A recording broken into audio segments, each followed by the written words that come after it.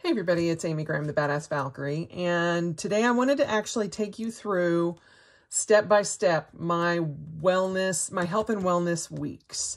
And this is the 365-day weeks from Hobonichi, and it has all 365 days on the front, and it's actually one of my most favorite weeks that they have put out so far. I love it for various reasons, if you know the story behind it. And it's super colorful, and it's something that I reach for every morning when I am starting my day. And I just wanted to kind of take you through how I'm using it. I have the tabs and stuff. I haven't put tabs in this yet. I haven't really felt the need for it, but I have my little Stanley and screw your lab safety. I went superpowers. I just thought that was kind of apropos. But I, just starting from the beginning, I have been tracking my wellness in a Hobonichi A6. I did that in 2021 and 2020 and 2019. And I would just put down the bare basics. It is nothing compared to what's in here now. But I also have had more and more health problems resulting in my total hip replacement, which happened December 14th. And that is one of the reasons I started this particular one early. For those of you who have followed my channel for any amount of time, you know that I usually do not start my Hobonichis until January 1st. Everything from the previous year, I want in the previous year's books. But because I started this whole hip replacement journey on December 14th, I went ahead and started this particular one early. And you'll kind of see that going forward. But this is just your year at a glance in your weeks. I had started out, I was going to use this for my weight loss tracking here, but then I realized I needed some place to put my runs and my daily exercise, and so I decided to go ahead and change that and put that here. So prior to January 7th, it just had my weight tracking, but after January 14th, it has my daily exercise. And on the 14th, which was my 1 month post-op date, I started getting out every day and either doing a walk outside or doing my spin bike every day. And so that's what you see here. Obviously, these are very low numbers because I am still recovering. And, you know, in the back of my head, I thought, for sure, by now, I would be doing, you know, at least a couple of miles walking. But as I told my husband, the first half or 3/4 of that mile that I do outside, I think this is going great. This is awesome. And so at the half-mile mark, I turn around and come back. And there's it has been almost every time I've done an outside walk, I think, I'm just going to go further. I'm just going to go further. And I stop myself because I'm like, no, you said for January, we are going to do 1 mile outside walking and then come back. And every single time in that second half of the mile, my body's like, we are so done. We are so done. And it usually happens right around the 3/4 mile mark where my body just goes, oh, this is painful. And so I've been very cognizant of that and keeping track of that. The spin bike is not nearly as hard on my body. One, I'm not outside in the elements. And two, it's not as much pressure on my hip. And so I've been able to go further. And as you can see today, I actually went 3 miles on the spin bike and I'm doing good. I started here at 1.33 miles. I did 2.5 miles. Then I did a mile, which was a high pain day. And then you can kind of see where the walking, I only got in at 0.58 miles and then 0.25 miles. And so when I need to be able to adjust what I'm doing when there's a high pain day. So there's that. So this is where I'm just keeping track of the amount. Here, this is when I started in December, and I actually started adding things. I went in and went ahead and added it from November 29th and 30th, just because I had the numbers. And this is all from either my Oura Ring, which I am using the Series 3 Oura Ring now, or my Garmin, which is the Garmin 945 LT. It's the Forerunner 945 LTE, sorry. I'll get it right, you know, third time's the charm.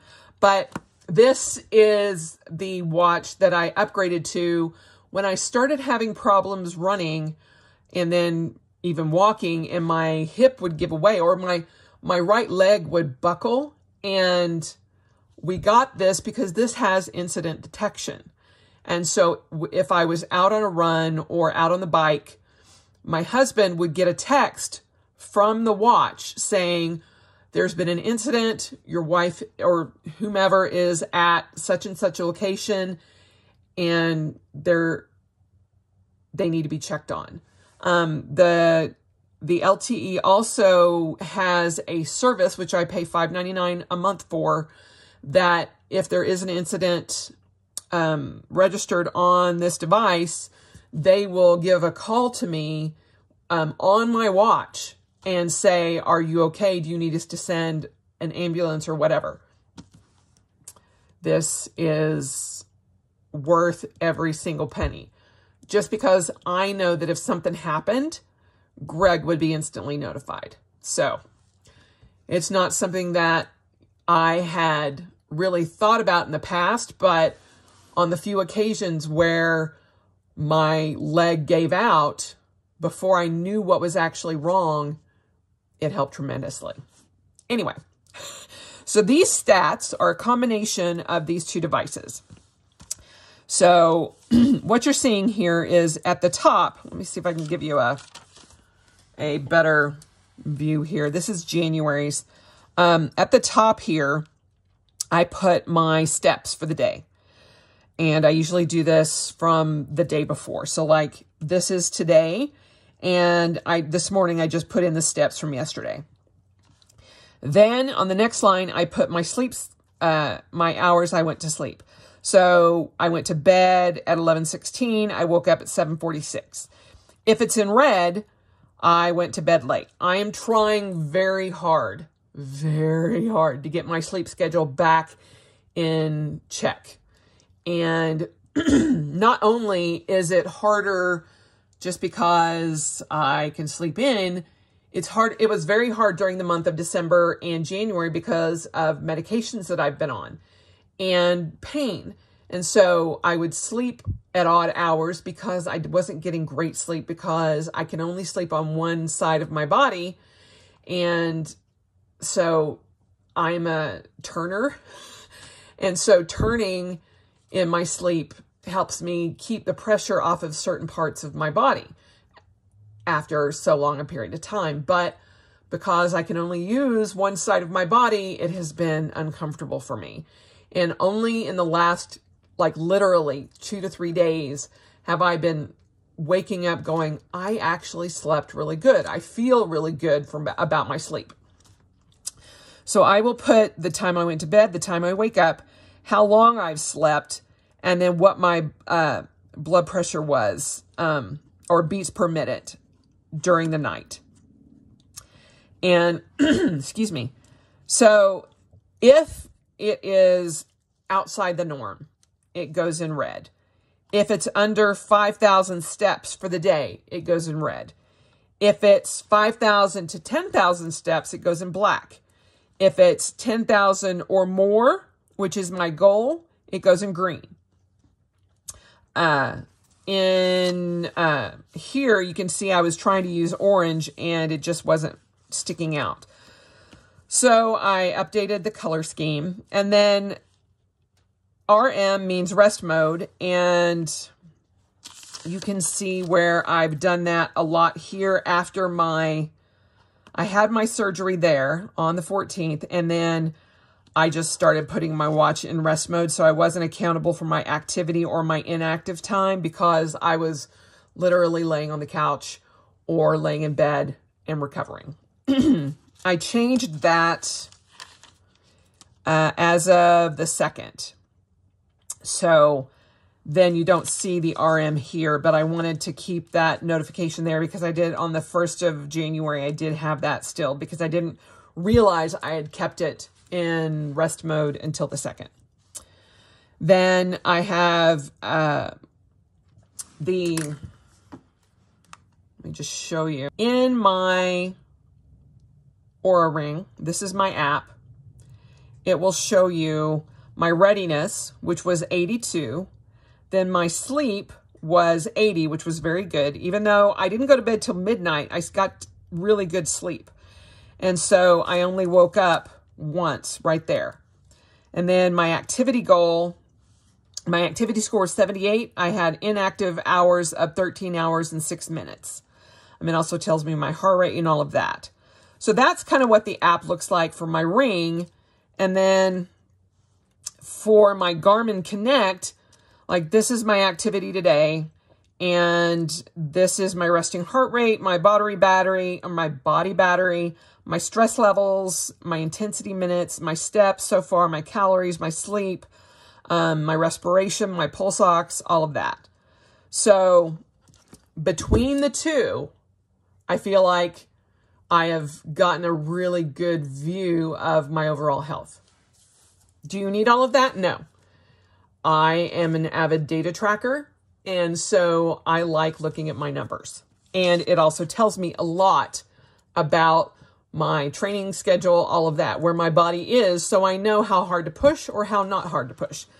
That goes into more of my athletic training, not just recovery, but also this will tell me when my heart rate shoots through the roof. And it also has me paying attention to, okay, why is my stress level high? What's going on? So I realize this is not something that everybody uses, but I just wanted to give you the full background as to why you see all of this. I also noted here on January 5th, I started the 3rd week hip exercises, and then on the 14th, daily exercises started in addition to that. And then any outliers, like my trip to Seattle, I just noted here. So that's the monthly view. Then we get into the weekly view. And if I can get it turned. So this was the first week, and I have a pain scale and I have a mood scale. I want to show you kind of how this is this week right now. So you can see the difference. I've kind of adjusted it now so that it's a little bit easier for me to read. But every morning when I wake up, I post or I make a note of how I feel. Some mornings I miss it, but that's okay. And then if I've missed my medications for any reason, I note that. Here, I showed, like, on Tuesday, on the 14th, I was using the walker and the cane. On Wednesday, the 15th, walker and the cane. Thursday, 3 days out, I was using the cane 50% of the time. And the other 50%, nothing. Then Friday, the cane only 25% of the time. Then as of Saturday that week, I was using neither one. So my recovery started very quickly. But as you can see, my pain scale was really high on Tuesday and Wednesday. Then it dropped down to 7, 6, 5, 5. And it's kind of slowly gotten better. And you can see all the different notes, all of that kind of thing, some of the exercises I'm doing. And my mood's been pretty good throughout all of this. And this is all still here right now. I'm still on medications as well. Still taking things slowly. This was my trip. And I just noted when I got back using the ice, when I had to ice my hip and all of that kind of thing. Then things are kind of evening out as of the 10th of January. And this was the 1 month post-op right here. I have been using almost no medication now as of that. I'm completely off any narcotic pain medication. On occasion, I will still use ibuprofen and Tylenol. And so I note that in here. And then my pain and my mood, still using Voltaren gel on my hip and my lower back. And then this is this week. Now, some of you may wonder how are you gauging your pain and how are you gauging your mood? In the back of this, I went online and I found pain scales and mood scales that made sense to me. And you can Google feeling scale or mood scale, and you will get a bazillion hits. So you just need to find one that makes sense to you. And what I did is, for my pain scale, the one that I picked actually had different colors and all of that. And I really liked that because I can see instantly when something sticks out. And I tried to maintain using those colors when the pain was higher. So my pain assessment is 0, there's no pain. Alert and smiling, no pain. Then there's a 1. Then 2 is mild pain. No humor, serious, flat, can still be ignored. Then there's 3. Then 4 is moderate pain. Furrowed brow, pursed lips, breath holding, interferes with tasks and sleep. Then 5 and then 6 is moderate pain, wrinkled nose, rapidly breathing, interferes with concentration. 7, 8 is severe pain, slow blink, open mouth, interferes with basic needs. Then there's a 9, and then there's 10. Worst pain possible, eyes closed, moaning, crying, bed rest required.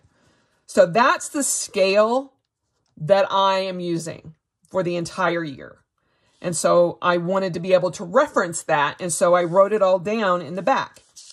I also wanted to be able to reference my feelings scale or mood scale. And it's 1, 2, 3, and 4, where 3 is pretty much the median. And I went through arguing. A 4 is arguing, refusing, having a tantrum, shutting down, yelling, and stomping. I laugh at that because what I used was actually one that was used in school-age children, but it made the most sense to me. Agitated, angry, devastated, frightened, furious, jealous, stressed out. And it just was very simple for me to follow it. And I'm like, okay, I get this. And so I wrote all of that down. My 3 is smiling, relaxed, laughing, engaged, paying attention, enjoying yourself, smile, practice, practicing gratitude, help someone else, use kind, positive words, exercise, work on goals, listen, write about your successes. Confident, fine, focused, happy, hopeful, peaceful, and proud. And so that's my feeling scale that I am using to list my mood. And then just some other things that I reference in the back is from a couple of different planners that I'm using. And so I wanted to be able to reference that. This is a listing of my 3rd week hip exercises. RX is as prescribed, and there are those. And then this was my 2021 and 2020 Strava stats because I kept wanting to compare where I was in previous months. And then I realized I don't have them written down anywhere, and it just made sense to put them here. And that's all I have in here so far. And then my 12 foundational habits that I follow every day. But going through, I have been the most consistent in this particular little book ever. And adding all of my health and wellness in here has been so easy every morning. And when I need to, I can just take this with me. I took it to my last orthopedic surgeon appointment, and he was like, okay, where are you at right now? How has your pain been doing? And I just was like, well, it seemed to wax and wane here and there. And this is where I was on at a 2-week out, then 3-week out, then 4-week out kind of thing. And so I can reference this as well when I go back and I need to start working on my left hip replacement. So I know kind of what to expect, and it's in colorful detail here. So that's how I'm using this week's as a health and wellness weeks. And then when something happens out of the blue, where is it? Let's see. Like here, I threw up twice around 9 p.m. on January 13th. No idea why.